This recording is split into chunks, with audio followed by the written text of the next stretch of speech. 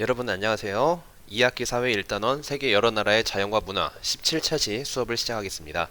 교과서 64쪽을 펴주시기 바랍니다. 지난 시간에 여러분과 함께 우리나라와 이웃나라 사람들의 생활 모습을 비교하여 공부해 보았습니다. 우리나라의 이웃나라라고 할 수 있는 나라들은 국경을 맞대고 있는 중국, 일본, 러시아인데요. 중국, 일본, 러시아의 자연환경과 인문환경에 대해서 공부해 보았습니다. 첫 번째로 중국은 역사적으로 우리나라와 많은 관계를 맺어온 그런 나라죠. 중국은 영토가 세계에서 네 번째로 넓은 그런 나라이고 우리나라와 비교했을 때는 40배 이상 영토가 큰 그런 나라입니다. 영토가 엄청 크다 보니까 같은 나라 안에서도 다양한 지형과 기후가 나타나기도 합니다. 서쪽 지역에 높은 그런 고원지대가 있고요. 그리고 동쪽 지역으로 갈수록 지형이 점점 낮아지면서 특히 동부 지역 바닷가에는 주요 항구와 대도시가 있습니다. 한 번쯤 들어봤을 법한 중국 최대의 도시 상하이도 동해안 쪽에 있죠. 서쪽 지역 같은 경우는 이렇게 세계의 지붕이라고도 불리우는 그런 높은 고원지대가 있는데 동쪽 지역으로 이제 보면은 여러분들이 한 번쯤은 들어봤을 법한 동부 지역 바닷가에 있는 주요 항구 도시 중에 하나인 상하이, 중국 최대의 도시죠. 자, 동해안에 위치해 있습니다. 이렇게 중국은 세계에서 인구가 가장 많은 나라이고 여러 가지 산업이 발달한 나라라고 공부를 했습니다. 다음으로 일본 역시 중국 못지않게 우리나라와 역사적으로 많은 그런 관계가 있는 나라인데요. 일찍이 삼국시대에 백제신라 고구려가 일본과 많은 교류를 하기도 하였고 그 후에 등장하는 많은 나라들이 일본과 때로는 싸우기도 하고 때로는 문화를 주고받기도 하고 그렇게 지내왔습니다.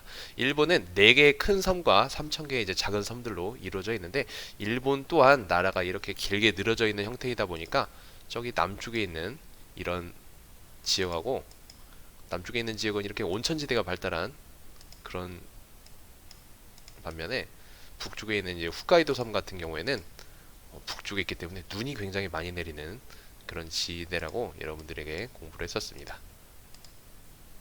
자, 그리고 다음으로 러시아는 세계에서 영토가 가장 큰 나라예요. 영토가 가장 큰 나라이고 아까 중국이 우리나라보다 약 40배 이상 큰 나라라고 했는데 러시아는 우리나라보다 무려 70배 이상 커다란 그런 나라라고 공부를 했었습니다.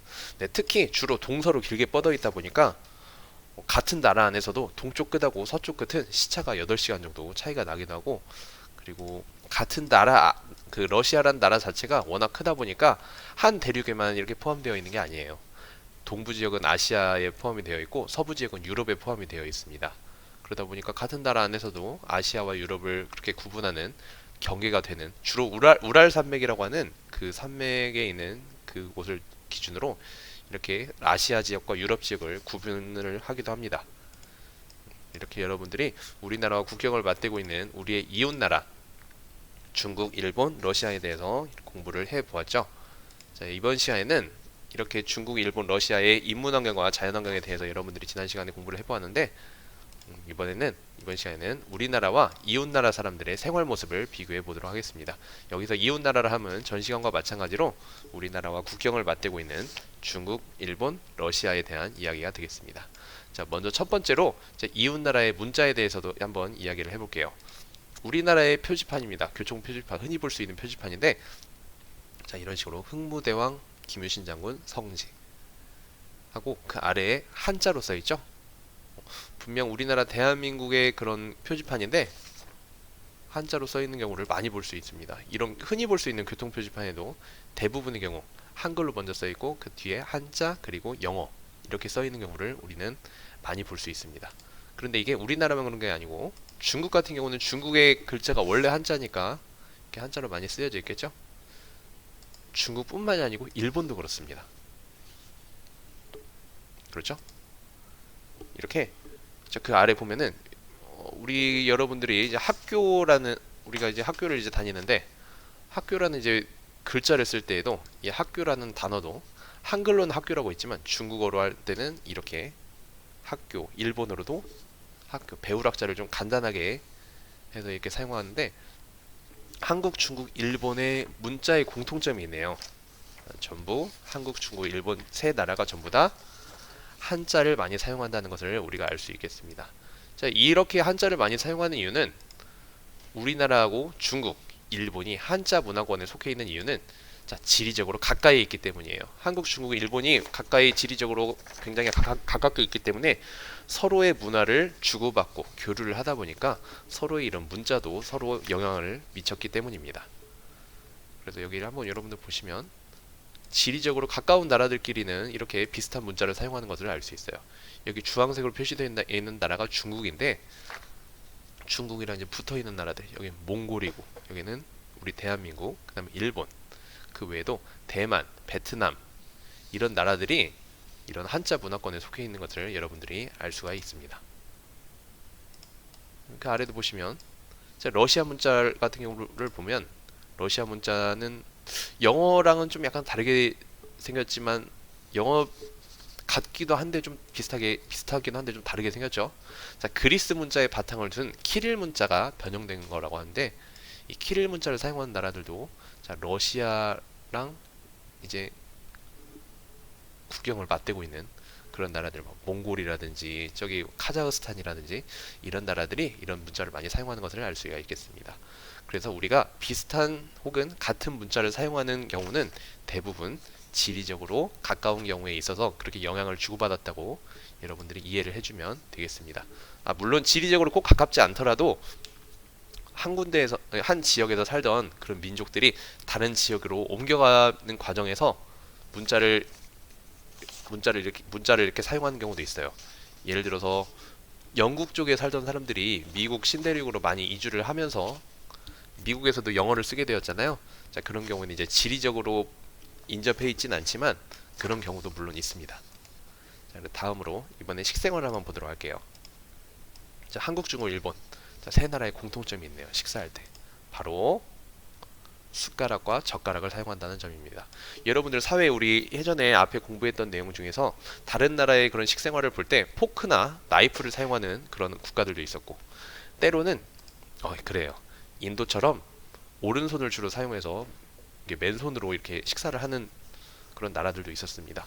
그런데 우리나라, 중국, 일본은 식사할 때 모두 숟가락, 젓가락을 사용한다는 공통점이 있는데 약간 좀 다른 부분도 있네요. 자, 한국 같은 경우는 여러분들 급식소에서 이제 식사를 주로 할 때, 자, 우리나라 같은 경우에는 그래요.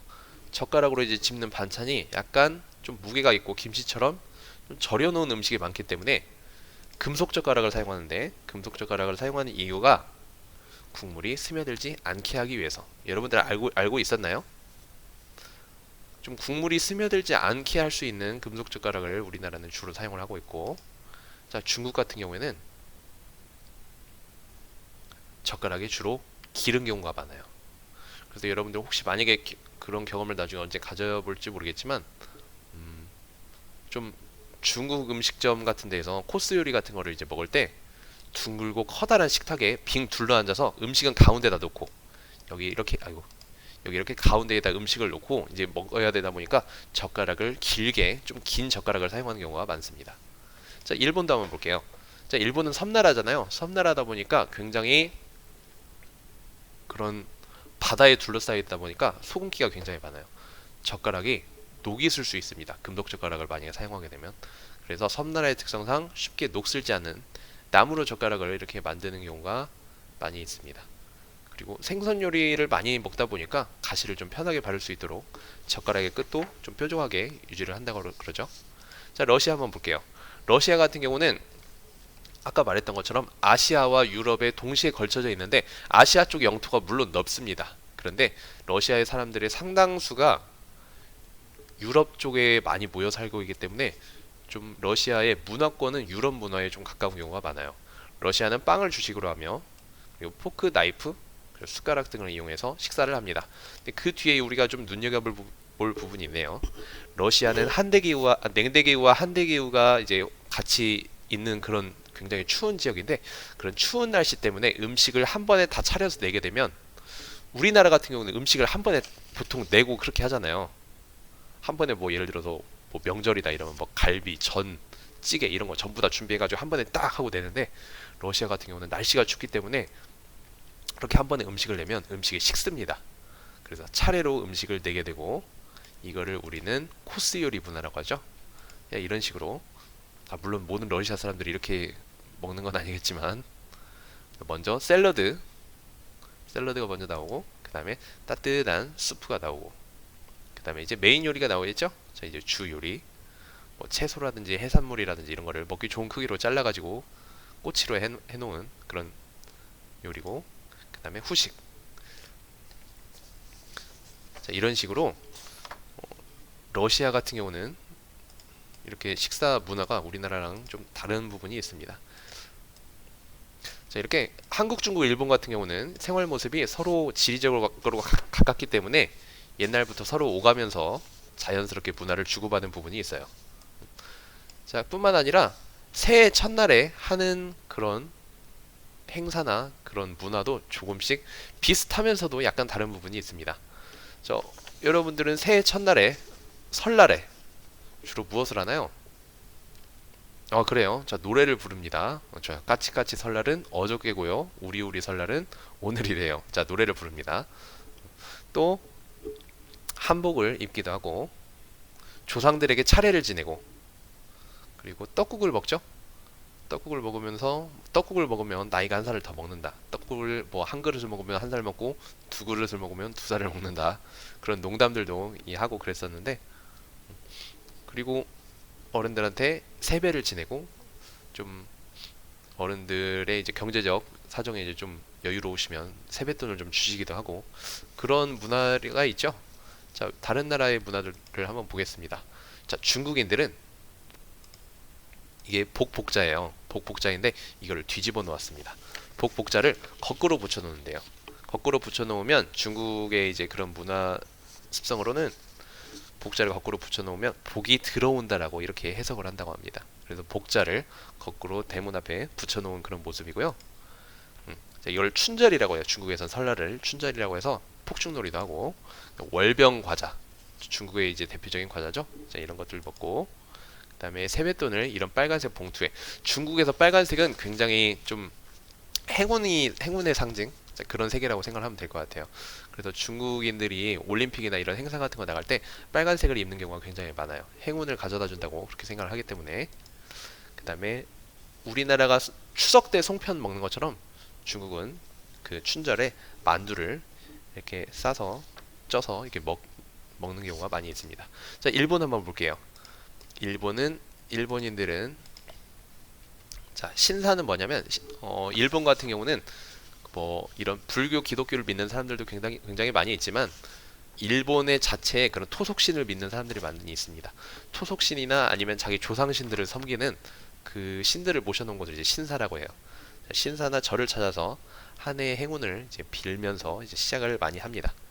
그리고 일본의 이제 설날은 오쇼가스라고 하는데 그때 먹는 이런 요리 같은 것도 우리나라랑 좀 다른 모습이죠. 그 다음에 새해 인사나 감사의 말을 담아서 이제 이런 연하장을 서로 주고받기도 하고 그 다음에 이런 봉투에 이렇게 담아가지고 오토시다마라고 하는 이름의 세뱃돈을 이렇게 어른들에게 받기도 합니다. 일본도 우리나라랑 이제 비슷하게 떡국을 먹는데 여기 같은 경우는 우리나라의 떡국과 조금 약간은 좀 다른 모습이 있죠. 떡국보다는 약간 좀 어묵탕 같이 생긴 느낌. 자, 러시아도 한번 볼게요. 자, 러시아 같은 경우에는 러시아도 아까 중국의 춘절하고 비슷한 느낌으로 러시아에서도 이제 우리나라도 이제 제아의 종소리처럼 그 새해의 시작을 이제 알려주는데 러시아도 새해의 시작을 이제 러시아의 국가 연주와 불꽃놀이로 이렇게 알려주는 그렇게 이제 새해를 시작을 하고 스카이 랜턴이라고 하는 소형 열기구를 이렇게 띄우면서 소원을 빌기도 합니다. 새해 첫날에는 또 이런 올리비에라고 하는 이런 샐러드를 먹으면서 서로에게 행운과 건강을 비는 그런 모습을 우리가 볼 수 있겠습니다. 이렇게 우리나라와 이웃해 있는 그 중국, 일본, 러시아의 그런 문화 모습을 살펴보았습니다. 우리나라랑 뭐 비슷한 점도 있고 아무래도 지리적으로 우리나라와 이제 붙어 있다 보니까 우리나라와 비슷한 부분도 많이 있고 그런데 또 약간씩 다른 부분도 있죠. 이렇게 서로의 문화가 다른 점을 이렇게 살펴보면서 우리가 굉장히 좀 재미있고 흥미로운 부분을 찾을 수 있겠습니다. 하지만 서로의 문화를 굉장히 존중을 해야 된다는 태도도 잊지 않아야겠죠? 이번 시간에는 우리나라와 이웃나라 사람들의 생활 모습을 비교해 보았습니다. 다음 시간에는 우리나라와 이웃나라의 교류 모습을 살펴보도록 하겠습니다. 수고하셨습니다.